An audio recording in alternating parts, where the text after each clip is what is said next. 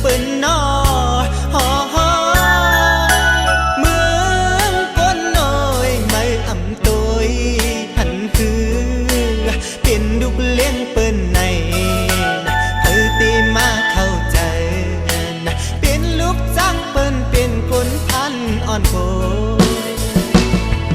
อ่อนนอนเมื่อคืนก็นอนขึ้นวนอยู่สำเปจางเฮตือออมมองไปวัน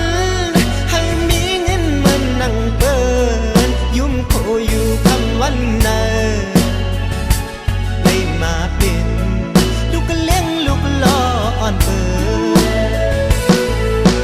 คนบ้านตีลีเปิ้นบ่อังขี่เปิ้นบ่ตุยลีกันตั้งเมื่อลุงท้องเยาแลมันตีจางคือเปลี่ยนจัดคนก็ยากจึงซ้ำไหลมาลองตั้งตุกแลลองตั้งพันอ่อนไหน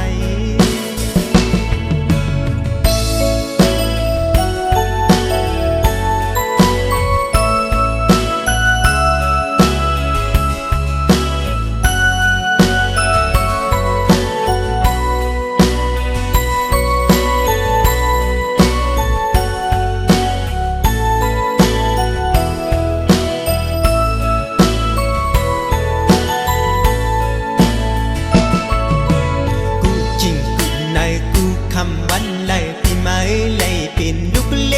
งก้อยเงินอันว่าลันหือป้าตอนนี้เป็นลูกเลี้ยงเปิ้นในเป็นลูกจ้างเปิ้นในไล่ตังตุกเยาสัมปาไล่ยากใจดีกว่าหาไล่ให้มีเงินนำให้มีคำนำเมินเปิ้นนอฮอฮอเมืองก้นน้อยไม่อำตัวหันคือเป็นลูกเลี้ยงเปิ้นในเธอตีมาเข้าใจเป็นลูกจ้างเปิ้นเป็นคนพันอ่อนโกอ่อนนอนเมื่อคืนก็นอนขึ้นวนอยู่สำเปจางเฮตือออมมองไปวันให้มีเงินมันนั่งเปิ้นยุ่มโคอยู่คำวันนา